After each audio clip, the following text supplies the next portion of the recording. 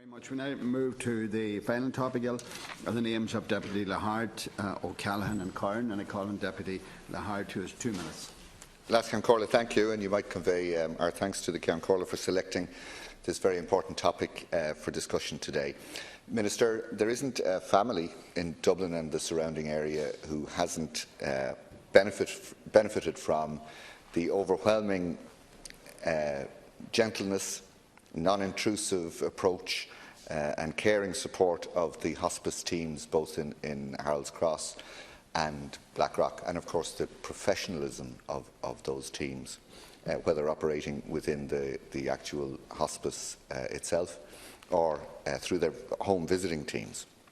Last Sunday, along with a number of my colleagues, I had the privilege of attending the annual Light Up a Life ceremony in Harold's Cross, and there were over 10,000 people there, most of them families of all ages and all age groups. And it struck me walking away from there that we talk about 6 degrees of separation. There's probably only 1 degree of separation when it comes to lives that have been affected and touched in a hugely positive way by the work that the hospice movement does. The backdrop on Sunday was a state-of-the-art education and research centre, an indication that the hospice movement and the services it provides are moving from strength to strength and growing, and the state is going to become ever more dependent on what is essentially, by and large, particularly in terms of the home visit service, a voluntary service provided by the teams within the hospice. A new palliative section has been constructed, wasn't funded by the HSE, and the hospice is hoping that the HSE could see their way to funding equipment grants up to 1.6 million and the second phase. But my colleagues, Deputy O'Callaghan and Deputy Kern, I'm sure will develop those teams. Thank you. Thanks, Lachlan. Yeah, thank you, Lachlan Corley. Can I say I'm very honoured to be given the opportunity to speak here this evening about Our Lady's Hospice in Harold's Cross, which is in my own constituency. The hospice was founded by the Sisters of Charity back in 1879. You know, it's sometimes forgotten the wonderful contribution that religious orders of all denominations have had to both the healthcare sector and indeed the education sector in the capital and beyond. Even though it's described as being a hospice, the hospice provides much more than care for those who are terminally ill. It also provides service enabling elderly people to live independently. It also provides services in respect of rheumatology and other specialist palliative care. The hospice is well aware of the challenges that it faces into the future, and I think the state needs to assist it in meeting those challenges. Ireland's over 65 population is growing rapidly, and it's expected to triple to 1.4 million over the next 30 years. We need to prepare for that. Fortunately, the hospice is preparing for that, and it has commenced and is in the process of constructing a whole new palliative care centre, and it is also expanding their home care service.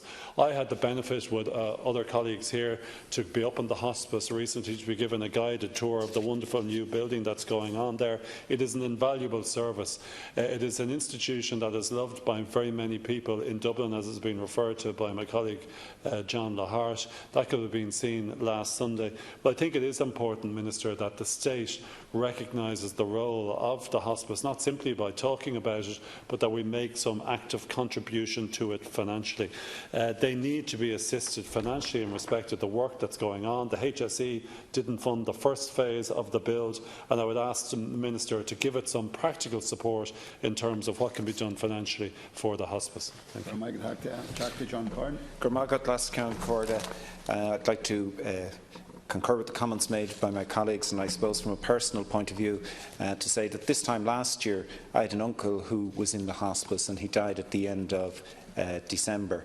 And from a family's point of view, to see the care, to see the manner in which he was looked after, I cannot speak highly enough about the way he was looked after, and I know his family feel likewise. And I suppose that's why in some regards I feel compelled to speak on this subject. And I, like Jim, recently visited the new development.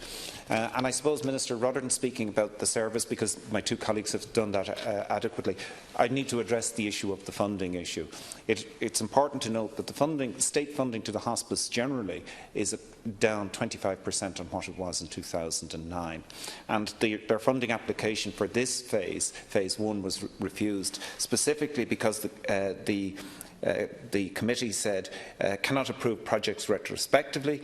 Each agency has to follow the same procedures and submit applications in advance of projects being progressed. The Hospice obviously have a different view. They have been in touch with the HSE from 2014. They received sign-off from the National Director of Primary Care in February 2015, so there was a level of engagement.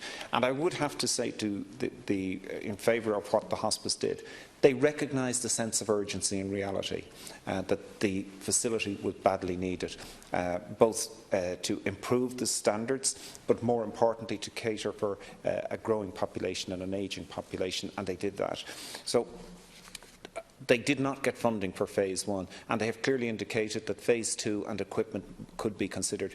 But as an organisation, they are not in a position to continue to fund the capital and their fundraising also to subsidise the revenue, in other words, staff costs. So I'd appeal to you, Minister, to have a look at this case very specifically. It's one of the few opportunities we have where the asset and the development has taken place, and we're not saying that we need this for 5 years' time. It is here and now, but it does need the funding. They are not in a position to continue to provide that level of funding without state support. Minister, 2 minutes. Thank you, Lascan Corlin. I'd like to thank Deputies Lahart, O'Callaghan and Kern for raising this important issue this evening.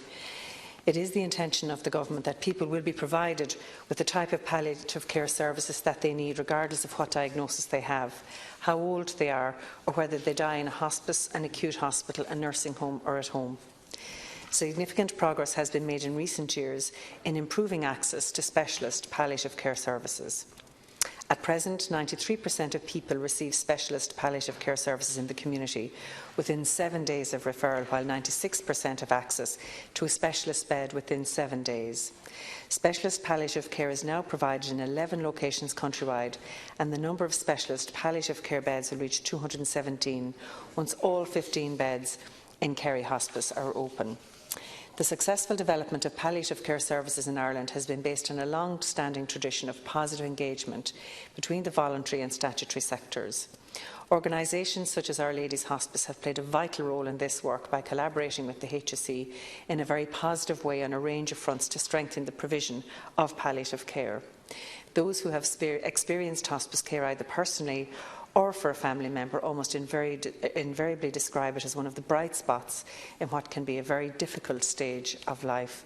I think that, on a personal note, and more than a lot of us in this House who have experienced the type of palliative care that can be provided across the country, there are very special people working in that service in preparing us for death, both those of us who will live on and those who are dying.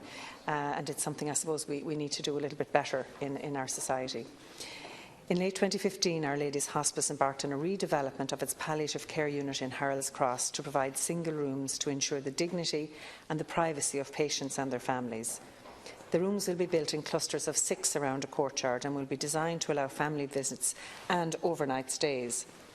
In addition, the current palliative care area will be refurbished to house the day hospice and community palliative care team. The total cost of the new development or redevelopment will be around €20 million, and the Hospice has now suggested that the HSE provide a contribution of just under €5 million to fund the redevelopment. I have to interrupt you. You're going well by your time. Okay.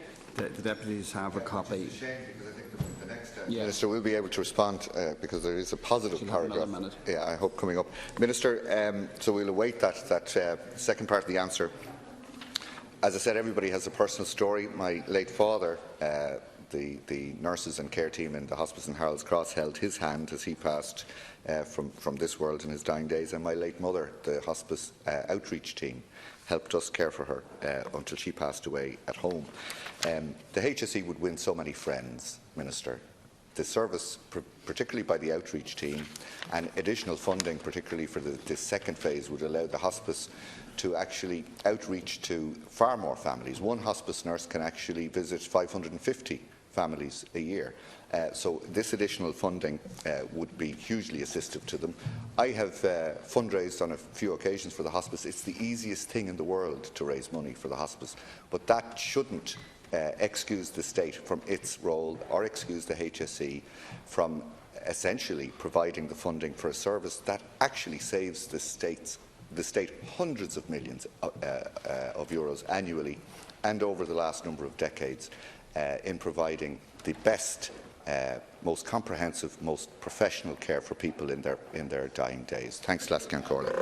I think it's important to put on the record, Lascan Corley, the reason why my colleagues and I put this issue on the agenda today. On the 21st of November last, the HSE refused the application that was submitted by Our Lady's Hospice for funding, and they did so on two grounds. First, they couldn't approve it because they said the project was an application that was made retrospectively, and second, they said that each agency has to follow the same procedures and submit applications in advance of the project being progressed. I just want to say that in respect to the first of them, that the hospice, in our view, was within the timings for submitting the project, and it was not retrospective in that regard. The HSE has been aware of it for over 2 years. And second, the conditions in which people were living up in the hospice palliative care unit were degenerating, and the build and fit out had to take place as a matter of urgency to ensure patient comfort and safety and the best possible environment for end-to-life patients.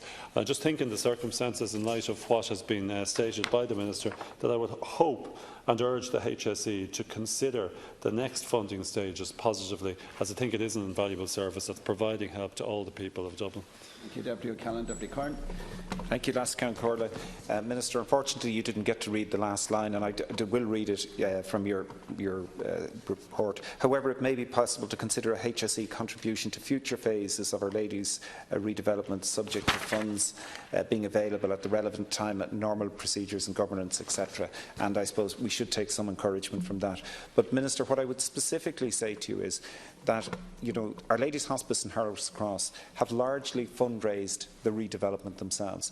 But in addition to that, they're also subsidising their current expenditure in terms of staffing and so forth. So it's not a tenable situation. And if I could leave here today with just one commitment from you, that the HSE would sit down and plan the way forward for the hospice, I would feel a lot happier. Looking at the entire funding stream, whether it's revenue or in terms of capital or current expenditure. If that commitment could be given today, I'd greatly appreciate it. Thank you, Minister. Minister, 1 minute. Our Lady's Hospice and Care Services receives 23.7 million annual funding to fund all of its services from the HSE, and the HSE are responsible for the management of the healthcare estate and for the delivery of approved capital projects, all of which must be approved in advance of development commencing and comply with normal public service governance and accountability requirements. The capital funding, the HSE have told me, is now already fully committed, and unfortunately at this point are no uncommitted funds available to meet the current request from Our Ladies. However, it may be possible, and I believe that the HSE could encourage a contribution to future phases, subject to funds being available at the relevant time, and normal procedure and governance conditions would be followed. And I am glad to note that Our Ladies management team and the HSE are fully engaged, and any future information and documentation would be provided in the timelines for future relevant funding decisions. I will of course commit to bringing your concerns to Minister Harris in relation to ensuring that the next phase is positively considered.